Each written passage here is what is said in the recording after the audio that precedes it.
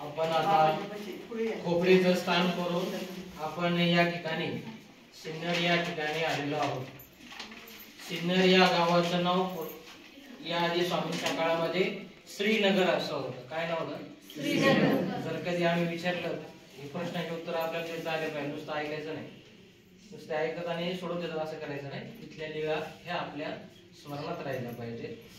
स्वामींचं या ठिकाणी 10 महिने वास्तव्य आहे। किती? 10 महिने स्वामींचं वास्तव्य अतिशय महास्थान आहे, ठीक आहे नाही? काही ठराविक असे महास्थान आहेत, त्यापैकी असणारे हे महास्थान आहे। या ठिकाणी स्वामींना दुसऱ्या वेळेस दिवाळी सण भक्तजनांनी या ठिकाणी साजरा केलेला आहे। याच ठिकाणी दिवाळी सण आलं लक्षात? त्यानंतर दायंबांनी काय केलं, या ठिकाणी दवणा वाहिला स्वामींना। दवणा म्हणजे एक प्रकारची सुगंधित वनस्पती आहे।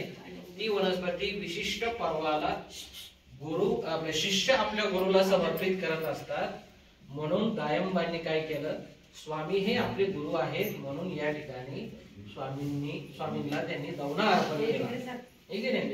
आणि याच ठिकाणी स्वामी ज्या वेळेस वास्तव्याला होते त्यावेळेस या देशाचा जो राजा होता महादेव राजा, या महादेव राजाला कळालं की स्वामी या ठिकाणी आलेले आहेत। म्हणजे त्यांची येळापूरला भेट झालेली होती। येळापूर म्हणजे आजचं वेरूळ, वेरूळच्या ज्या लेण्या आहेत त्या ठिकाणी महादेव राजाची भेट झाली होती स्वामींची, आणि स्वामींना त्यांनी तिथे पाहिलेलं होतं, ठीक आहे नाही?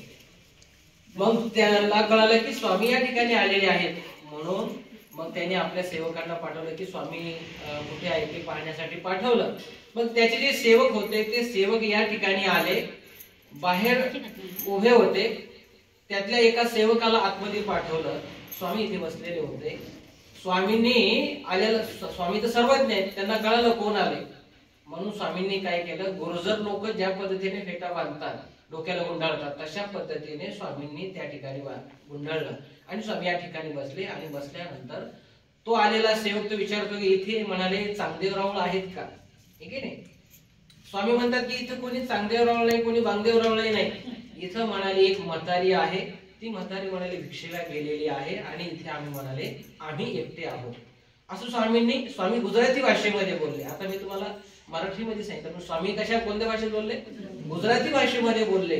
त्याच्यामुळे त्याचा समज असा झाला की हा कोणीतरी एक असाच फिरस्ती माणूस आहे, कोणी एक झांजणू आहे, असं त्या ठिकाणी त्याच्या लक्षात आलं। मग तो इथून निघून गेला आणि आपल्या राजाजवळ सांगितलं की तिथं म्हणाले कोणी चांगदेव रावळ नाही, कोणी नाही, तिथं म्हणाले कोणीतरी एक झांजणू येऊन बसलेला आहे। सांगायचं तात्पर्य एवढं आहे की त्या राजाला स्वामींच्या भेटीची खूप उत्कट इच्छा होती, परंतु स्वामींना त्या राजाला दर्शन द्यायचं नव्हतं। कारण याआधी स्वामींनी बाईसाला सांगितलेलं होतं, जर हा राजा जर आपल्या इथं जर आला, हा जर आपल्या जवळ जर आला तर काय होईल, तो सगळ्या आपल्या सैन्यासहित इथे दीक्षा घेऊन बसेल आणि काय म्हणाल, तुमच्यासारखे जे आहेत ना 10-5 दीक्षा घेतलेले त्यांची काही राहणार नाही। म्हणून स्वामींनी त्या राजाला काही दर्शन दिलं नाही। त्याला जर दर्शन झालं असतं तर तो राजा त्या क्षणी अनुसरला असता, म्हणजे दीक्षा घेतली असती, म्हणून स्वामींनी त्याला दर्शन दिलं नाही। म्हणून असं महत्वपूर्ण हे स्थान आहे। या स्थानावरती बऱ्याचशा भक्तजनांना या ठिकाणी नामकरण त्यांची केलेले आहे, ठीक आहे नाही? यल्लम भट्ट असतील किंवा त्यानंतर उमाईसा असतील, त्यांना उमाईसांना मासोपस्नी हे नाव ठेवलं नाही का, आणि यल्लम भट्टांना अवडळ भट्ट हे नाव ठेवलं। असे विविध नामकरण सुद्धा ठीक आहे या स्थानावरती झालेले आहे। असं महत्वपूर्ण 10 महिने स्वामींचं या ठिकाणी वास्तव्य आहे। आजूबाजूला बरेचसे स्थान आहेत। आता आपण गोंदेश्वरापुढे ते गोंदेश्वराचं स्थान करायला जाणार आहे, तिथे आपण तिथली